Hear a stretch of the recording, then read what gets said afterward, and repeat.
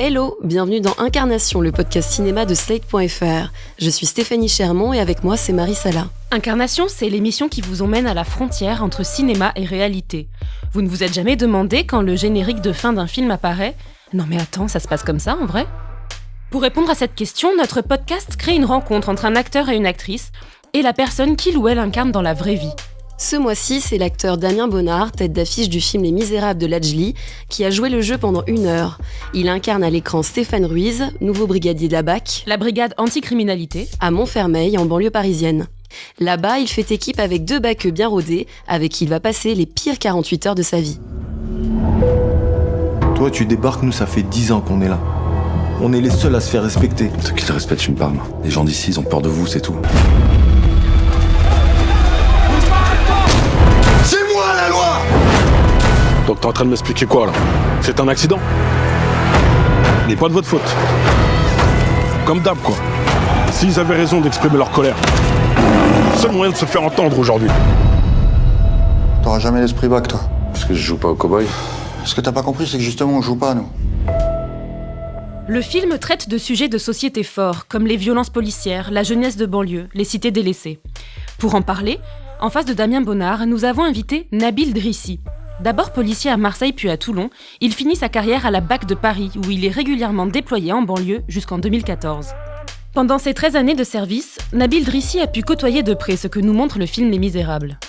Nous avions imaginé que l'échange serait intense, peut-être même tendu. Pourtant, Nabil et Damien se sont trouvés, ont créé une vraie complicité. Nous vous laissons donc écouter cette rencontre dans un hôtel parisien. Bonjour Damien Bonnard. Bonjour. Bonjour Nabil Drissi. Bonjour. D'abord, merci beaucoup Nabil d'être avec nous. Vous avez travaillé en tant que policier et pour la BAC pendant 13 ans. Vous avez quitté la police en 2014 pour vous consacrer à vos nouveaux métiers de comédien et de scénariste. C'est pas évident pour un policier de la BAC de témoigner, il faut le savoir. On a essayé avec quelqu'un en poste, mais sa hiérarchie a refusé qu'il vienne parler à ce micro. C'est un sujet délicat, c'est un sujet qui fait polémique. C'est un sujet qui fait peur et qui peut être mal interprété ou mal entendu. Donc nous vous avons réunis aujourd'hui pour parler du film Les Misérables de Ladjli, qui sort le 20 novembre prochain. Dans Les Misérables, vous interprétez Damien Bonnard Stéphane Ruiz, un brigadier de la BAC arrivant tout droit de Cherbourg. Vous êtes le personnage principal que l'on va suivre pendant ces 2 premières journées à la BAC de Montfermeil en banlieue parisienne. Commençons par une bonne chose. Damien Bonnard, le film a créé l'événement à Cannes. Il a reçu le prix du jury.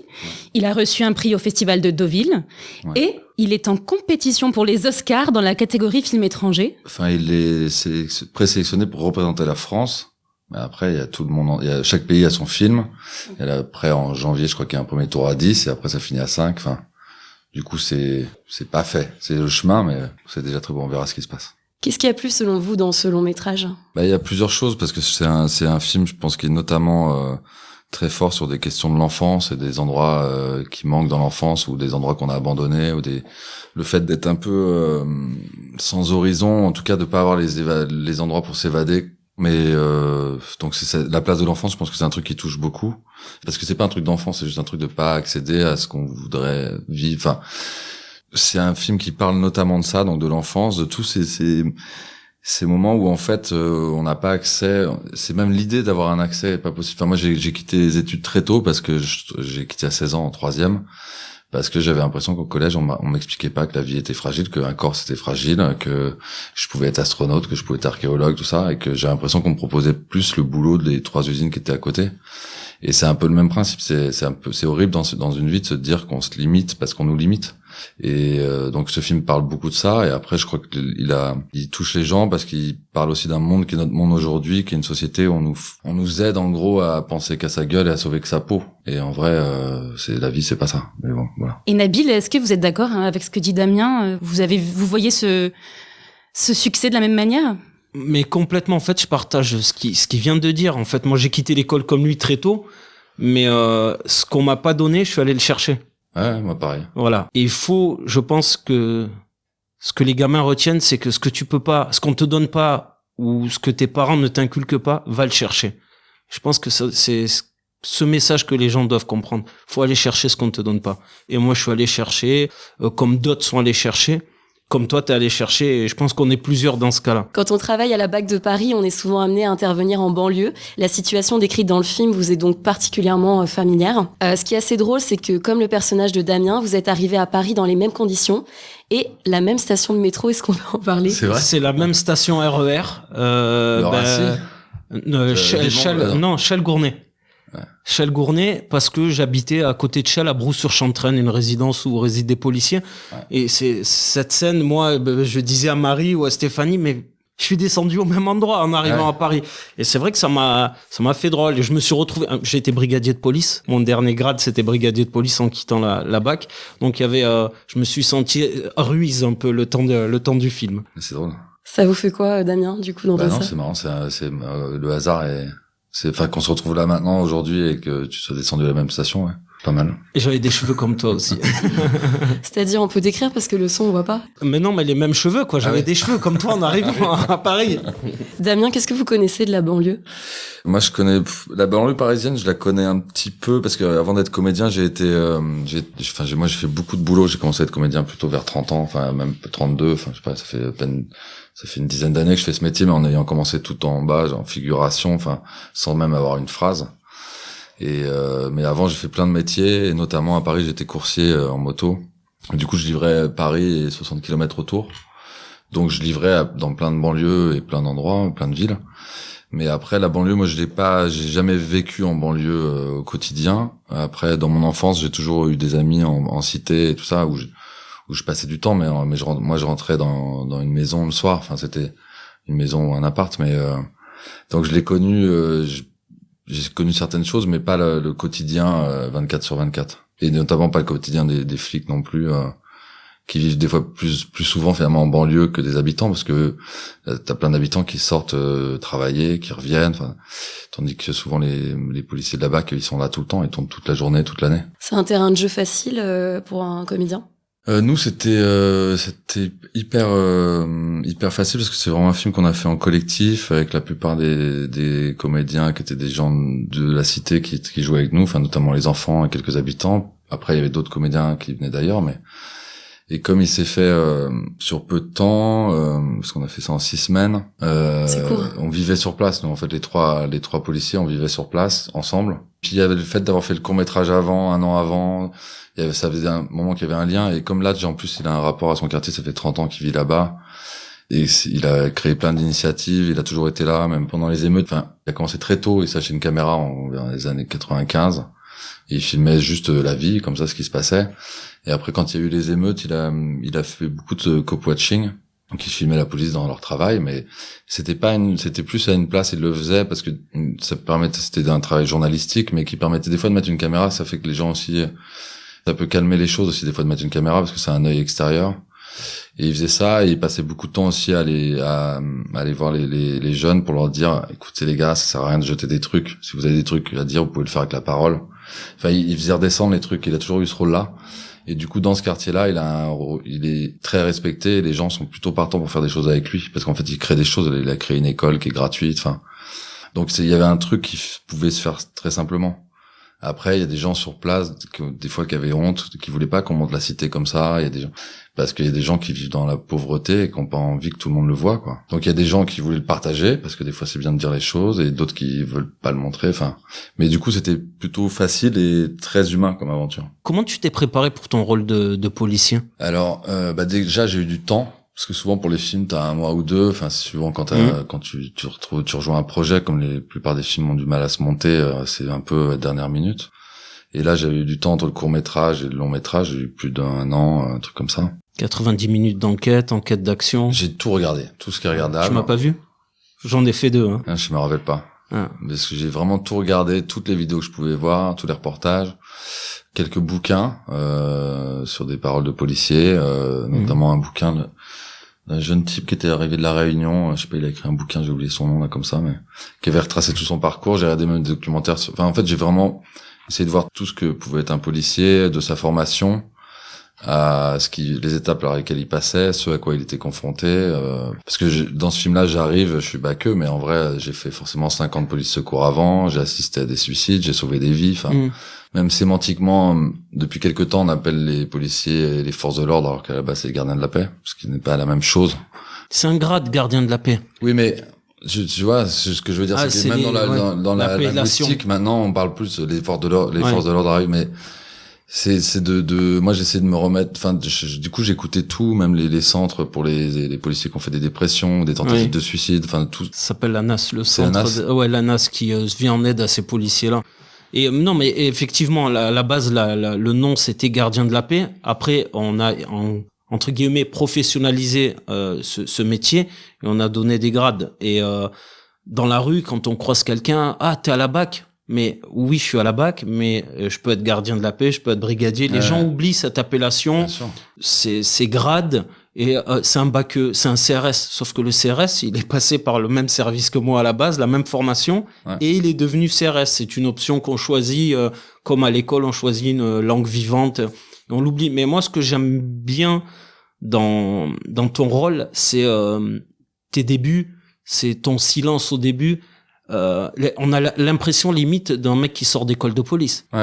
Tu mouftes pas, tu te fais on te rentre dedans, mais t'es là, t'observes, tu dis rien, je suis là, qu'est-ce que vous voulez, je regarde. Ça j'ai beaucoup aimé et par moment je me suis dit putain, il sort de quelle école ce mec-là, je l'ai pas croisé. Merde, merci. Tant mieux, ça a marché alors. Juste brigadier, on aurait dû te mettre gardien de la paix, mais je sais que quand tu ne connais pas le métier, t'as tendance à brigadier, bac, ça va ensemble, allez hop.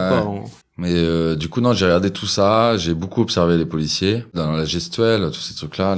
Après j'ai rencontré quelques policiers pour des trucs techniques, comment arrêter quelqu'un, comment le maîtriser. GTPI, les gestes techniques professionnels d'intervention. Tu vois, en faire un peu. On a fait un peu de tir aussi parce que c'était important. Parce que moi j'aime bien quand dans un film, quand j'ai un truc à jouer, savoir ce que je dis. Donc quand je parle à quelqu'un de la détente d'un flashball, j'ai besoin de la connaître. Des choses comme ça. Après j'ai regardé quelques films, notamment Serpico, Training Day, et puis après je me suis créé le mien. Et je regarde aussi beaucoup de vidéos tournées par des habitants, dans l'autre sens aussi. Je regarde des choses filmées par la police ou des policiers filmés par des gens, pour histoire de croiser les choses quoi. Nabil, est-ce que vous avez trouvé que ce film dépeint bien le quotidien d'un brigadier? Est-ce que ça représente bien ce qu'est la police de la BAC? Dans ces missions, oui. Dans ces missions, complètement. Dans ces missions, on est vraiment dans des missions de BAC. Grosso modo, oui. On est vraiment dans des missions de BAC, de la patrouille, du contact avec la population locale. Parce que en banlieue, on est assigné à une ville, généralement à un quartier. C'est toujours le même quartier d'une ville qui pose problème pour les policiers, où on va avoir le plus de délinquance. Et là, on voit vraiment tout le monde connaît la BAC, parce qu'il faut connaître aussi le terrain. Et là, les policiers connaissent le terrain, connaissent les gens, et on le sent dans le film. Dans les échanges, dans leur manière de se parler. Enfin, tu sais, des fois, ça fait des années qu'ils tournent au même endroit. Oui, mais maintenant, il y a une nouvelle loi qui est passée il y a 4-5 ans où on oblige les policiers à un peu plus tourner, échanger, parce que il y a tellement de liens après, parce qu'on sans vouloir spoiler, mais à un moment on le voit avec un des habitants, il dit on va lui en devoir une. C'est ce qu'on veut pas. On doit rien à personne et on doit être libre de ses mouvements et si on doit intervenir, on intervient sans avoir d'affinité avec quiconque dans la cité. En même temps, la proximité, elle est intéressante. Enfin, maintenant, il y a plus de police de proximité, mais le lien aussi, il est intéressant. Non, je rigole parce que je donnais une interview où je parlais de cette police de proximité qu'on a enlevée, que j'ai connue à mes débuts. C'était super bien. Bien sûr. Ça permettait aux populations et aux policiers de se parler. Et nous, ça nous permettait, en policier de BAC, de demander à la police de proximité, on cherche tel mec. On n'avait plus besoin de, t'as pas vu tel mec? Ah ouais, je connais son père. Attends, bouge pas. Et ça, on n'a plus. Et ça se sent dans le film que plus de police proximité, donc le contact n'est plus égal et complètement inégal entre population et policiers. Et alors justement, il y a une image quand même de la police qui perdure et aujourd'hui qui s'amplifie. On voit que les violences policières font la une des journaux. On voit qu'il y a une défiance, il y a voire une haine. Dans le film, on peut voir de la haine qui naît à travers les yeux des enfants ou de certains habitants. C'est quelque chose qu'on voit dans la mutation de la société aujourd'hui, ce que vous rencontrez? Complètement. On peut rebondir sur la police de proximité. Il y a une distance qui s'est créée avant. Les petits jeunes demandaient aux policiers de proximité, aux îlotiers, comme on les appelait, c'est quoi ton boulot, qu'est-ce que tu fais, et ces policiers-là étaient dans la pédagogie, expliquaient leur métier, expliquaient qui est quoi, qui fait quoi. Maintenant, on n'a plus ça. On n'a plus ça, du coup il y a une espèce de défiance. Les grands du quartier qui vont avoir une défiance envers la BAC va dire eux c'est les méchants. Donc le gamin naît avec ce truc que la police est méchante, et c'est un truc qui se passe dans la tête et qu'on voit très bien dans le film. Après dans le film, en plus après les enfants, c'est dans le film, ils vont même contre l'autorité de tout le monde. Mais ça dépasse la police, c'est toute forme d'autorité qui eux les privent de tout, quoi. Mais D'ailleurs, dans votre jeu, on le voit, ça, vous avez réussi justement avec peu de mots, comme disait Nabil, à asseoir une autorité. Comment on fait dans le jeu comme ça pour incarner l'autorité? je savais pas que j'incarnais l'autorité, mais non, mais je sais pas. La scène la plus criante, c'est le face à face avec Salin. Ouais. On explique pour ceux qui écoutent et qui n'ont pas vu le film. C'est quoi ce face-à-face? Il cherche quelqu'un pour. Je me permets de la résumer. La première fois que je vois ça là. Ouais, non. La deuxième fois quand il veut récupérer voilà, il cherche un gamin et Damien va voir le patron d'un kebab qui est un peu une tête du quartier et va discuter en tête à tête. Et là, on sent vraiment l'autorité. Je te fais confiance, tu me fais confiance, et je suis le flic, t'es le citoyen. On partage. Il y a un côté police de proximité dans cette scène. Hein. Okay. Il y a une confiance mutuelle qui s'installe. Je sais pas comment tu l'as ressenti toi. Si, ouais. Après, nous, on avait beaucoup de plaisir à jouer ensemble. Almami, il est extraordinaire. Donc, non, c'était ouais. Mais de toute façon, il fallait absolument que je récupère cette puce. Damien, vous avez l'air légèrement étonné quand même sur le côté de l'autorité. Non, mais tant mieux. Sur votre rôle. Mon personnage, en plus, il arrive, enfin, il est pas là pour tout casser. Il est là pour se rapprocher de son fils, donc il a plus la garde. Enfin, il est dans un truc. Et du coup, il fait attention à tout ça, quoi. Donc peut-être que ça ramène de l'autorité. Ouais, une espèce les pieds dans le sol, quoi. Mais le plus qu'on ressent ton autorité, c'est quand tu parles pas, quand tu regardes, t'observes, et en fait, sans parler, dans ton regard en dit long, tu vois. À un moment, tu t'es dans la tête en fait du personnage. Je vais te dire parce que moi j'ai travaillé le rôle. Je sais que mon rôle c'était de travailler sur le regard, parce qu'on est arrivé dans le film par mon regard, et je me suis toujours dit pendant tout le film que dans la vie, un regard, ça induit un jugement et des actes. Donc, si tu changes ton regard, tu changes ton jugement, tes actes, et ainsi de suite. Et en fait, ce film, pour moi, il parle de ça aussi, c'est que, parce que même s'il y a plein de problèmes qui sont des problèmes politiques, de quartiers qu'on abandonne, de plein de choses sociales, ce que tu veux, j'ai l'impression que nous, dans notre vie en ce moment, de toute façon, sur tout sujet, faut changer son regard. Enfin, tu peux pas te dire cette personne, elle est ça parce que je pense qu'elle est ça. Et la limiter à ça. Et parce que tu vois les conséquences que ça peut avoir, parce qu'un regard effectivement peut, ça déplie un jugement et des actes. Et si tes actes, si ton jugement est pas bon, tes actes sont pas bons. Enfin voilà, c'est tout ça. Donc du coup, je peux bosser beaucoup là-dessus.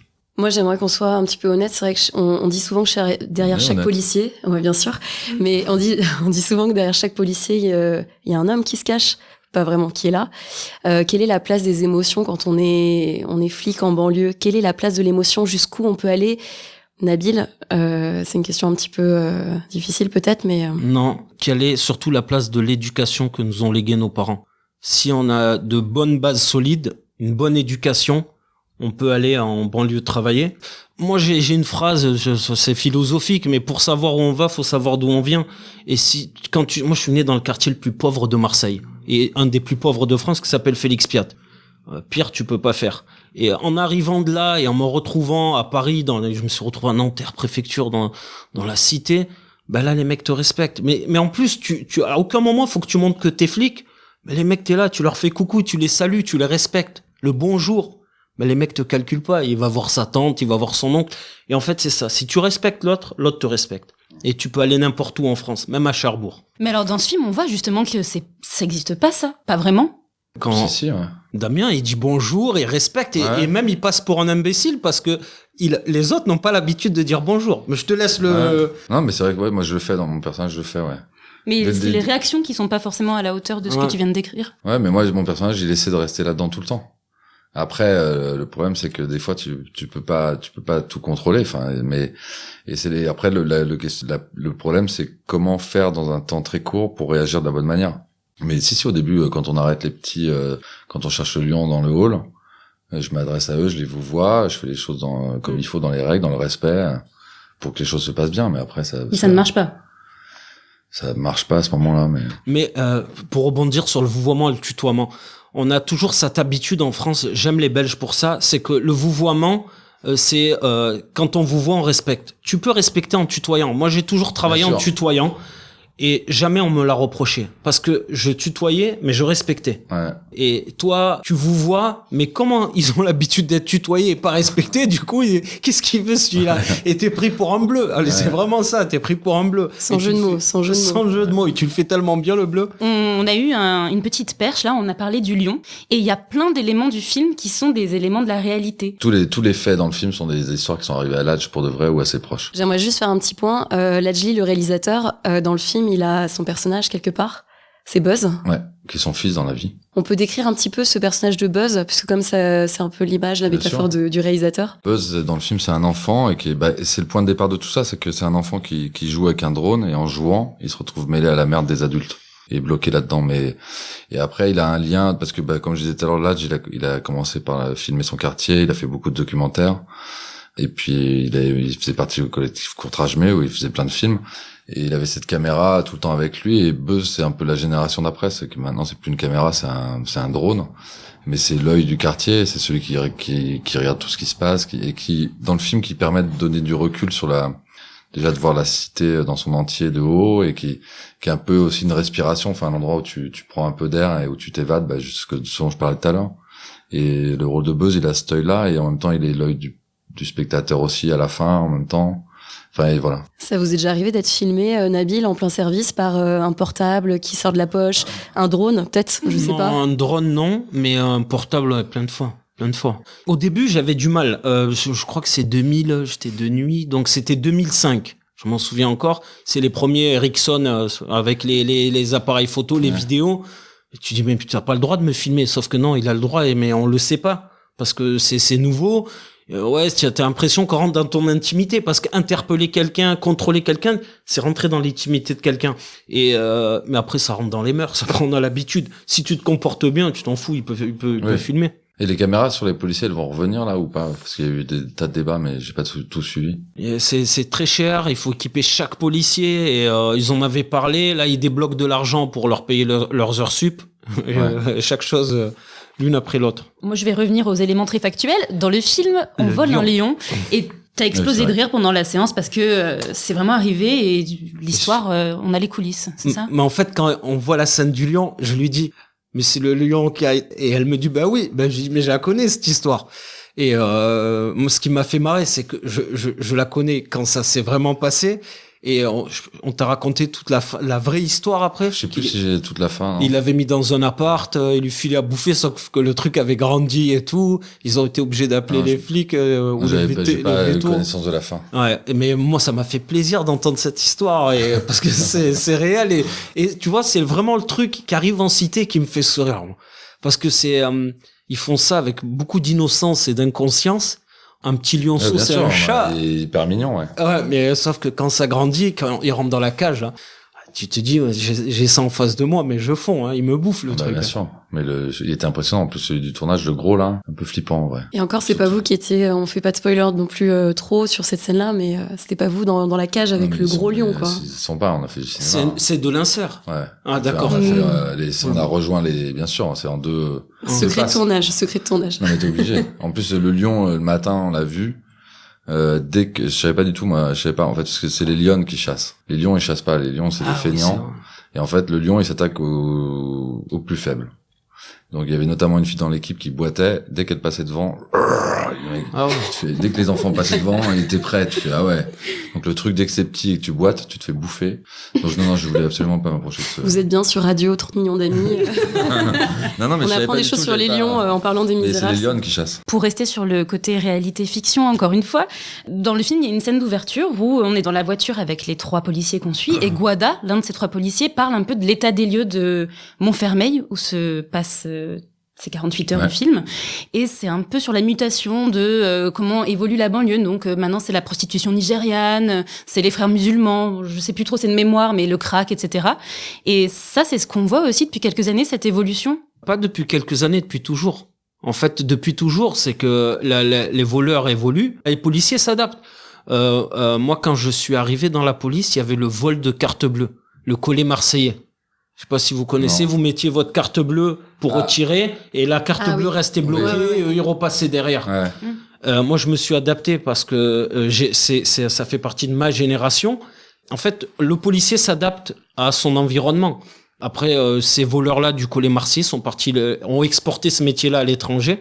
Et pour l'anecdote, il y en a un qui est parti le faire au Japon. Sauf qu'au Japon, ils ne connaissaient pas, ils l'ont gardé au Japon ou en Chine 6 mois au commissariat, attaché à un radiateur. Ils savaient pas qu'est-ce qu'il faisait ce mec-là, si c'était illégal. Donc, c'est une adaptation de la police à la délinquance.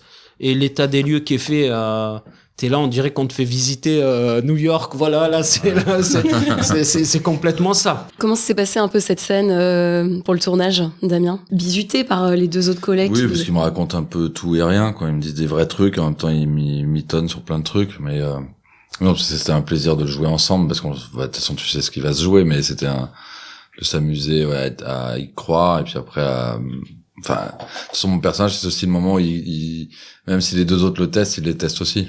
En vrai. C'est un peu la démonstration des gros bras. Ouais, c'est les deux. C'est comme quand t'arrives en 6e, quoi. C'est le principe, quoi. Ouais, non, mais c'est ça, c'est qui aura la plus longue cravate. Ouais. Je connaissais pas cette expression. Ouais, non, mais on va éviter l'autre, mais qui c'est aura comme les ça. plus gros pieds. Voilà, au commissariat, c'est ça, faut montrer aussi les dents quand t'arrives dans une cité ou dans un endroit pour contrôler, faut montrer que tes forces restent à la loi, et tu le montres par ta manière de parler, par ta gestuelle, et là ils veulent te montrer à toi aussi que t'es le dernier arrivé et que...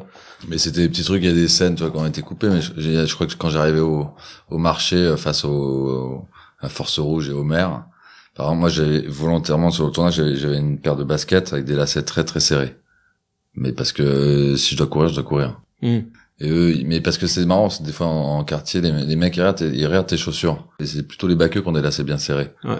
Et du coup, moi, je m'amusais avec ça. C'est-à-dire que du coup, ils voyaient mes lacets et je rebondissais là-dessus en disant, c'est juste, si tu dois courir, moi, je vais courir aussi. Mais on s'amusait beaucoup à ces trucs-là. Comment vous savez ça? C'est en suivant des policiers ou? Non, en observant. Puis après, t'en parles avec les gens, mais c'est des trucs c'est logique, hein. Si tu dois courir, faut plutôt avoir des lacets serrés. Nabil, c'est vrai ou non, cette histoire? Oui, c'est vrai, mais pas de gilet pare-balles. Hein. Ah, ça, c'est un point important. Le gilet pare-balles. Ça dépend, non? Il y a des gens qui en ont, ouais. En fait, si on te met en civil, c'est pour passer partout. Si t'as training day, chemise ouverte. Bien sûr, mais ça c'est pour le cinéma. Oui, ouais, on est en fiction, mais tu parlais de training day, je viens de faire le lien là.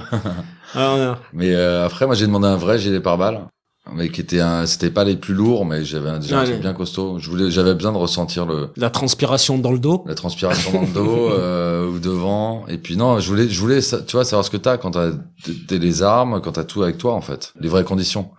J'avoue, j'ai triché sur une ou deux scènes où il fallait courir, j'ai mis un faux parce que... C'est dur, hein. Ils couraient hyper vite, les petits, donc au bout d'un moment, toi t'as 40 ans, tu veux les rattraper, et c'est écrit que tu dois les rattraper, faut bien les rattraper. Il y a le petit brassard aussi à un moment donné, où c'est le détail qui tue. Ouais. J'aimais bien mettre mon petit brassard, moi. Ouais, bah, c'est cinéma.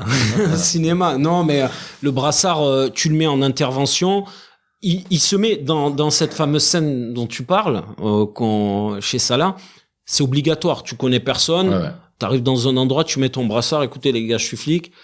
Ça passe. Franchement, ça passe et vaut mieux dans certains endroits avoir son brassard. Non, les autres, Chris et Guada, dans le film, ils ont juste autour du cou, ils ont le truc, ils l'ont accroché au... Juridiquement, ça, dans la vraie vie, ça marche pas, ça. Okay. Ça marche pas parce que, quand tu rédiges ton PV d'interpellation, tu dois dire que t'as les signes police qui permettent de te reconnaître, les signes extérieurs qui permettent de te reconnaître.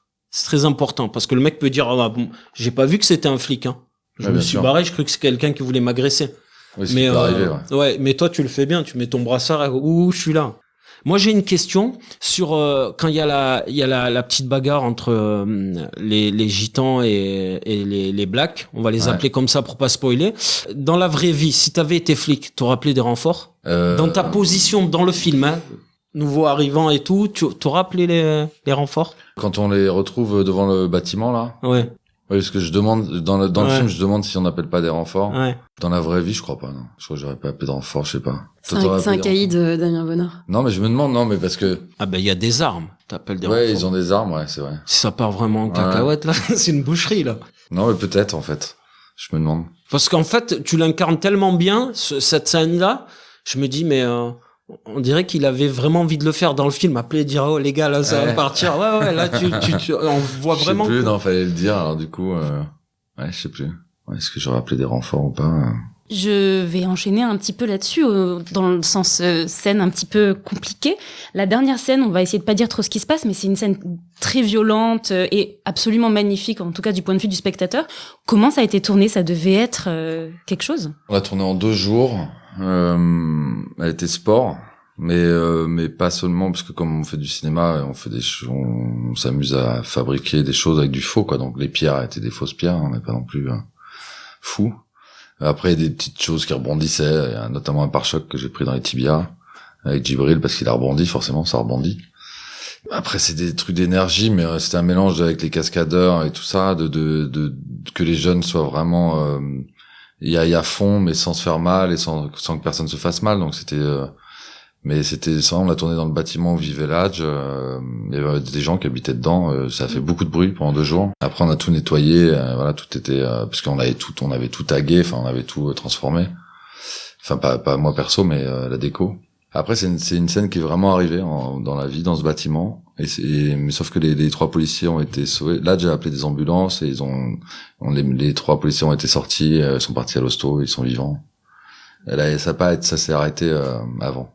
Et comment vous analysez cette violence, en tout cas, puisque donc cette scène fait partie de la réalité aussi, d'un élément de la réalité. Comment on en arrive là?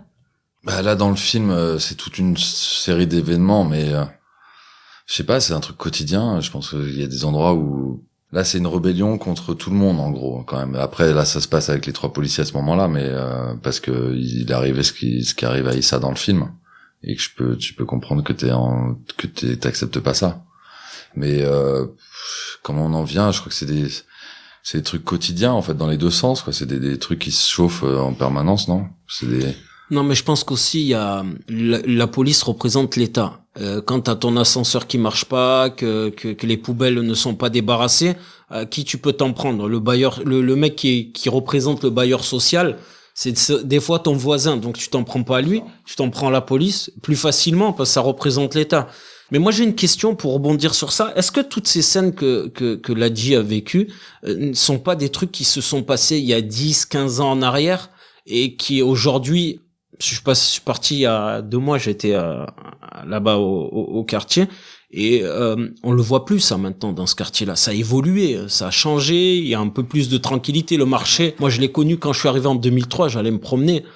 C'est plus le même marché que maintenant, quoi. Est-ce que c'est pas des scènes je pense qu'il y a des choses. Après, je saurais pas te dire exactement de quelle époque elles viennent, tout ça. Mais de toute façon, ça fait une dizaine d'années que là, j'ai voulu raconter ce film. Donc, il y a peut-être des choses qui viennent il y a très longtemps en arrière. Ça, je saurais pas dire exactement. Mais la cité a muté, elle a évolué. La cité, elle change, ouais. Elle change. Il y a eu pas mal de choses, de bâtiments qui ont été démolis là, qui sont reconstruits. Où il y a des briques, ils ont fermé des étages, je les ai vus. Ouais, c'est impressionnant. Mais bon, après, c'est tellement compliqué l'histoire de cette cité parce que c'est quand même, au départ, ça avait été construit il y a 30 ans, enfin un peu plus de 30 ans. Ouais. C'était plutôt pour une population riche parce qu'il y avait tout le confort, il y avait ascenseur, chauffage central, tout ça. Et le fait qu'il y ait eu je sais plus exactement, mais il n'y a pas eu l'autoroute, le RER, le machin. Du coup, les mecs, ils ont fait, non, on se casse. Ça a été revendu très peu cher à des gens qui avaient beaucoup moins d'argent. Et entre-temps, je pense qu'il y a des gens qui sont devenus propriétaires, mais peu à peu on les a expropriés. Enfin, ça commence à changer, mais c'est très compliqué, quoi. Ça a été quand même clairement abandonné. Après, il y a eu le plus grand plan de rénovation, je crois sur Clichy-sous-Bois, là, 2007, après les émeutes de banlieue. Hein. Ouais. Donc ça commence à bouger, mais il manque plein de trucs en vrai. On a fait une projection pour le montrer aux habitants il y a 2 semaines. On a fait ça dans un gymnase à 20h un jeudi soir, il y avait 600 personnes. Donc le maire était là, on lui dit mec, je sais pas, ouvre une salle de cinéma, tu vois bien qu'il y a du monde qui vient au ciné, quoi. C'est des trucs qui manquent, enfin il y a rien en vrai. Il y a rien. Même les stades, il y a pas de stade, ils ont un city stade ce qu'ils appellent. Il y a rien, mais effectivement, moi je le rejoins sur ça, c'est que c'est des coins oubliés. Ouais. Si t'as pas de voiture, tu galères pour aller là-bas. C'est une galère. Ah, mais moi, quand je finissais le boulot, plus tard, je faisais des heures sup, tu ratais le dernier train gare de l'Est, mais c'était BM double pied après, hein. Ouais. Tu marchais jusqu'à là-bas, hein. Et encore, nous, on avait un boulot avec un salaire, mais le gamin qui est en apprentissage à Paris, il galère et Et c'est pour ça que moi j'ai une position d'ancien flic, ou parce que quand t'es ancien flic, tu restes flic aux yeux des gens. Mais je viens de la cité. Je comprends des deux côtés, je les comprends. J'arrive à les comprendre. Ces jeunes qui galèrent, l'été, encore quand t'es à Marseille, tu vas à la plage, c'est pas loin. Ouais. Mais quand t'es à Paris, là-bas dans le 93, qu'est-ce que tu fais tu l'été? Fais ce qu'ils font dans le film. La piscine. Ouais. Mais non, c'est ça le problème. Quand ce que tu pourrais faire en un quart d'heure, tu le fais en 1h30, voilà. C'est quoi, c'est un abandon des banlieues, des cités? Qu'est-ce que vous sous-entendez, Nabil, dans cette phrase? Non, pas un abandon, mais il y a d'autres priorités. Il y a les villes sont endettées, et au lieu de refaire ou de construire un gymnase ou une salle de ciné, comme tu disais, on va refaire la chaussée, on va refaire l'école, et ça va creuser le budget de la commune, et on s'en sort pas. C'est un cercle vicieux, et on promet, on fait pas. Et pour tenir une certaine population, ou la population tranquille, on fait des promesses. Non, le mois prochain ou l'année prochaine, et après arrivent les prochaines municipales, et on entre dans un truc où plein de promesses pour rien.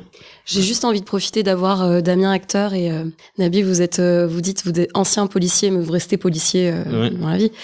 Est-ce que Damien, vous avez un peu changé votre regard sur les policiers de la BAC? Est-ce qu'un film comme ça fait changer votre avis sur la police?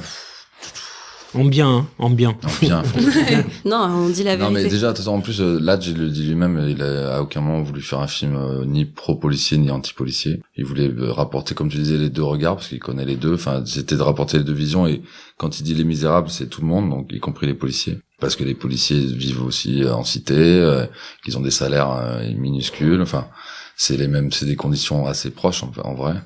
Et de toute façon, ils se prennent le truc tellement dans la gueule aussi que c'est la même vie, finalement.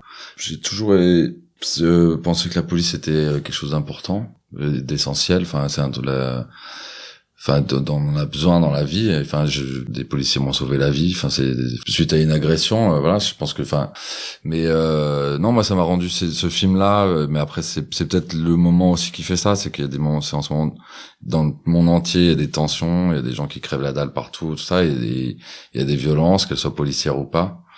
Moi, ça m'a peut-être rendu plus attentif à tout ça, à faire attention. Mais c'est des trucs, je sais pas, récemment, quand j'ai vu aux États-Unis, il y avait 2 policiers à cheval qui ont arrêté un homme et qui l'ont traîné, qui l'ont mis une corde autour du cou et qui l'ont traîné pendant 2 heures. C'est juste à quel moment, les gars, vous arrivez à aussi peu réfléchir, parce que en vrai, si t'as quelqu'un qui doit arriver à la situation de lui mettre une corde autour du cou et de le traîner dans la ville. Je pense qu'avant ça, il y a pas mal d'options. Appeler des renforts, qu'un policier le garde pendant que l'autre parte chercher, parce que d'accord, t'as 2 chevaux, il y a un mec à ramener, tu peux mettre le mec sur le cheval. Je pense qu'avant d'arriver à ce truc violent, il y a d'autres solutions. Donc c'est surtout ça. Moi, ça m'a vachement amené un truc de réflexion sur comment essayer de faire les choses bien, et du coup, je suis peut-être plus attentif à tout ça. Nabil, ça vous a fait réagir, l'histoire des policiers aux États-Unis? Ouais, mais parce qu'on est aux États-Unis, et Dieu merci, on a la loi qui ne permet pas ce genre de bavure. Je l'ai vu cette vidéo, c'est clairement, mais tu te dis, mais c'est quel monde, ça? C'est un pays sous-développé. 2 siècles avant. Mais t'as l'impression d'être en Afrique du Sud sous Peter Botha là, en 1970, mais c'est immonde comme image. En France, tu verras jamais ça. Non, mais c'est le mécanisme. Je voulais. Oui. À quel moment dans ta tête, c'est pour ça que je te dis, en France, tu verras jamais ça, et on a ces caméras. On a la vidéosurveillance, on a les gens qui filment, on a surtout la loi qui nous protège, qui protège le citoyen, qui protège le policier. Mais moi, j'ai envie de te dire, si demain on te dit tu rentres flic, tu pourrais rentrer dans la police maintenant avec ce que t'as vécu pendant le film, en toute honnêteté? Bonne question. Non, parce que mon vrai métier, c'est d'être acteur, et c'est avec ça que je suis heureux tous les jours. Ouais. Non, mais si t'es pas acteur là, tu pourrais passer le concours en ayant vécu c'est comme si t'avais fait un stage dans. Ouais. Je sais pas. Je me suis jamais posé la question. Parce que ça plaît. Moi, les jeunes de quartier, quand je les arrêtais, ils me disaient, ouais, qu'est-ce que tu fous dans la police? J'ai dit, mais rentre dans la police, ils recrutent. Il me dit, ouais, mais moi que à la BAC, ou sinon je rentre pas. Tu vois, il y a ce truc du civil, Non, mais je pense que si j'y rentrais, je crois que je pourrais être un bon policier, en vrai. Mais à quel service? Je sais pas. Ça te plaît, la BAC? Non, mais après, il y a des boulots hyper intéressants dans la police. Ah oui, la police scientifique, elle est hyper intéressante. Oui. Commissaire, genre inspecteur. Ça n'existe plus. Tu vois, ça n'existe plus. C'était une appellation, et ça n'existe plus. C'est des gardiens de la paix, brigadiers, qui rentrent en service d'enquête. Non, mais tu pourrais faire un bon policier, hein, à l'arrière du véhicule. Non, mais c'est vrai, en plus, dans ton regard, tu dis rien et tout. Non, mais je sais que je suis hyper attentif. Même quand je vois les policiers dans la rue, qui ont les mains dans les poches ou prises sous le truc. Je suis mec, s'il y a quelqu'un qui arrive, t'as pas le temps, là. Ouais. Parce que j'ai compris, enfin, pourquoi les policiers parlent avec les mains. Parce qu'on te parle avec les mains, ça peut partir à n'importe quel moment. À tout moment, ouais. Et des fois, je les vois, les mecs qui sont pas prêts. Je me dis, tu n'es pas prêt. Mais généralement, tu vois, c'est les policiers en tenue, Ouais. Mais quand même, ils sont pas prêts. Ouais, ils sont pas prêts, hein. Mais, non, mais du coup, non, je sais pas, mais ouais, je pense que je pourrais être un bon policier. C'est un beau compliment quand même là que vous faites Nabil. Bien sûr. Si vous savez plus quel rôle accepter, pourquoi pas un flic. Pourquoi pas devenir un policier. En plus, j'ai joué plusieurs policiers, mais Oui, En liberté. C'était un policier amoureux. Moi, j'aimerais bien vous faire réagir tous les deux sur une phrase. Oui. Il n'y a ni mauvaises herbes, ni mauvais hommes, il n'y a que des mauvais cultivateurs. C'est Victor Hugo, Les Misérables. Vous avez 4 heures. Non, mais la phrase est assez claire d'elle-même, mais je pense que là, j'y soulève plus un problème de termes politiques, sur des actions politiques menées dont on parlait juste avant, des choses construites ou pas, des choses qu'on abandonne ou pas. Enfin, je pense que cette phrase, elle parle de ça. Mais c'est plus, j'ai l'impression que c'est plus dans le sens politique, mais moi, je la rejoindrais par rapport à ce que je disais tout à l'heure sur le regard, en fait. C'est à nous tu peux pas non plus attendre en permanence après les politiques, parce qu'il y a tellement de choses à régler, tellement de choses à repenser, tout ça. C'est aussi un truc personnel. De faire attention, chacun, à avoir de l'attention pour l'autre, à pas laisser faire les choses quand elles sont injustes. Voilà, mais c'est des gestes quotidiens, en vrai. Si tu vois quelqu'un qui agresse quelqu'un dans la rue, t'y vas. C'est juste Moi, je vais le résumer, c'est l'éducation. Pour moi, ouais. C'est l'éducation. Les premières graines et les premières herbes sont à la maison. C'est l'éducation, les parents. Tu vois, les gamins, là, dans le film, qui traînent toute la journée. Et à un moment, le policier dit, je crois que c'est Chris qui dit, il est où votre fils? Je sais pas. Ouais. Tu sais pas où il est ton fils? Il a 11 ans, il traîne dans la rue. Déjà, je pense que le jour où on aura réglé ce problème d'éducation, mais qui ne sera jamais réglé, on aura réglé beaucoup de problèmes. Parce que quand tu tiens chez toi ton gamin, t'as déjà le pouvoir de dire je sais ce que fait mon gamin et je maîtrise mon gamin, t'auras gagné déjà une grande bataille. Sauf que là, tout le monde est dans la rue, mais des deux côtés, hein. Côté, moi je le prends côté policier, côté citoyen. Après, les politiques, ils viennent après. Mais côté policier et côté citoyen, dès qu'il y aura ce problème de régler l'éducation des deux côtés, on aura tout gagné. Ouais. Nabi, c'est une bonne chose, vous pensez, en tant que policier, qu'un film s'empare d'un tel sujet? Il y a beaucoup de thèmes, vous disiez au tout début, sur la jeunesse, la peur, la haine, les gens dans les banlieues, la misère, les misérables.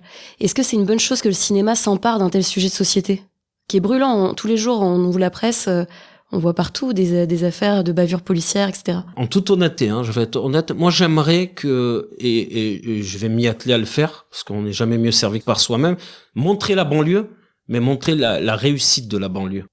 Arrêtez de nous montrer elle y est la misère, on le sait. On a besoin des films comme Le Misérable, mais maintenant on va montrer ceux qui réussissent, parce que dans cette cité, il y a ceux qui deviennent juristes, il y a ceux qui deviennent chefs d'entreprise, il y a ceux qui s'expatrient parce qu'ils ont de super connaissances, qui sont médecins, biologistes, qui travaillent à la NASA, on l'a vu, la cité, on la connaît maintenant. Là, on va fort, on le lien policier, et pourquoi pas le policier de la cité qui sort et qui va voir ailleurs. Mais ça va venir, je pense, petit à petit. Là, je sais que dans l'école qui s'est montée là-bas, il y a déjà des gens qui étaient avec nous dans l'équipe, à la technique, tout ça, qui rêvaient de faire du cinéma, là, qui s'y mettent, et puis qui commencent à sortir des comédies, qui commencent à faire d'autres choses, enfin. Et parce que dès que tu penses que t'as du coup une place pour ta parole, là, tu peux l'ouvrir et la diversifier, et ça va venir, je pense, petit à petit. Mais c'est un peu le message du film. Est-ce que c'est aussi peut-être taper fort pour montrer et en même temps dénoncer d'un point de vue politique?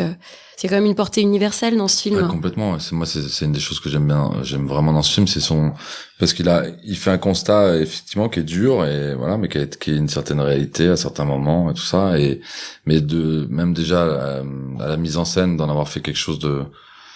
Ben déjà, il a fait plein de choix aussi. Il a évité même plein de choses qui des fois existaient dans des films de banlieue, mais nous, il n'y a pas de trafic de drogue, il n'y a pas de rap, il y a pas, enfin, je sais plus, je le disais tout à l'heure, il y a plein de choses un peu attendues des fois qu'il n'avait pas envie forcément de raconter. Des fois, des films sociaux, enfin, qui parlent de choses sociales, on faudrait faire l'image toute grise pour que ce soit encore plus triste. Donc c'est pas le cas. Non, c'est beau. Tu vois, on a les images sont belles. Et le montage, c'est pas un montage cut, sensation, c'est un espèce de lac qui s'étend comme ça. Enfin, il y a plein de choses, moi, je trouve, dans la force de la fabrication du film qui font qu'il devient universel. Parce qu'en vrai, on l'a montré maintenant, on commence à beaucoup le montrer à l'étranger, et même à des endroits où il y a eu des choses plus dures, tu vois, notamment à Los Angeles. Tu te dis, en 93, ils ont eu des émeutes de dingue avec des tanks et tout. Enfin, tu te dis, nous, c'est rien du tout, là. On arrive avec un truc, et ben, en vrai, ça les touche aussi. Et le même soir, c'était en Égypte où ça a vachement touché les gens, en Grèce. Enfin, donc, mais c'est parce que ça raconte aussi d'un monde qui est notre monde aujourd'hui où c'est très dur, en vrai. Il y a aussi ce thème de l'insurrection, parce qu'il y a une forme d'insurrection dans ce film des jeunes, et aujourd'hui, c'est quelque chose on sent que il y a une espèce de vibration internationale là-dessus, où les gens ont envie de bouger et de faire en sorte de bouger pour eux-mêmes, surtout. Bah ouais, de se révolter. Après, c'est surtout de prendre la parole et de dialoguer. Parce que la solution, en vrai, elle est pas dans la violence. Et là, je le dis lui-même, la fin, il l'a laissée ouverte comme ça, pour donner une place de réflexion au spectateur, mais lui, c'est pas cette fin-là qu'il souhaite, et c'est pas la fin qu'il faut souhaiter, c'est ça. Si on fait pas gaffe, ça pourra arriver comme ça. Mais en vrai, c'est pas forcément encore le cas. Et c'est pas un souhait. C'est au contraire, c'est juste se dire, si on fait pas attention, ça peut vraiment, arriver comme ça. Mais votre personnage le dit très bien d'ailleurs, avec vous parlez à un moment des émeutes de 2005 et comme quoi ça aurait servi à rien. Ouais, parce que je fais le constat du coup ça a pas été reconstruit, et là les gamins qui jouent dans le film, ils ont même pas connu les émeutes parce qu'ils sont nés après. Donc eux, ils se sont amusés à jouer ça, mais ils ont pas connu ça. Je profite de votre dernière réponse sur la fin du film, que l'on ne va pas spoiler, on y tient. Merci à vous deux, ça fait déjà un petit temps. Ouais. Okay. Voilà, Damien a pas vu le temps passer, c'est une bonne chose. Merci Nabil aussi d'être là, d'être venu. Merci Damien. Ouais, merci, c'était cool. Alors Damien, toujours pas d'engagement dans la police, vous êtes sûr? Non, j'ai d'autres rôles pour l'instant de prévus. Et vous, Nabil, alors du coup, c'est parti en tant que comédien moi, je joue que le flic, donc on pour l'instant, peut être après, ça amené change, à travailler ensemble un jour sur un film en tant que flic. Ouais, mais t'as envie de jouer d'autres choses. Ouais, j'ai envie de jouer d'autres choses, mais tu sais, t'as l'étiquette qui est collée. Ouais, ça dure un temps, après ça change, mais c'est à soi-même, c'est le même principe de ce qu'on disait tout à l'heure, quand faut changer les choses, c'est à soi de... Moi, ça me va bien, en fait. Hein. Oui, mais tu peux jouer, ou alors des flics de différentes époques, quoi. Des flics au Moyen-Âge, par exemple. Tu me vois un flic à vélo, là, les hirondelles d'époque, là, non. Merci à vous deux, c'est la fin d'Incarnation. Merci beaucoup pour cette invitation. Pour rappel, le film Les Misérables de Lajli sort le 20 novembre prochain dans nos salles et on espère que cet échange entre Damien Bonnard et Nabil Drissi vous aura apporté quelques éclairages entre cinéma et réalité. C'était le 3e épisode d'Incarnation, un podcast de Slate.fr. On se retrouve le mois prochain avec un nouveau film, de nouveaux invités et un nouveau sujet de société.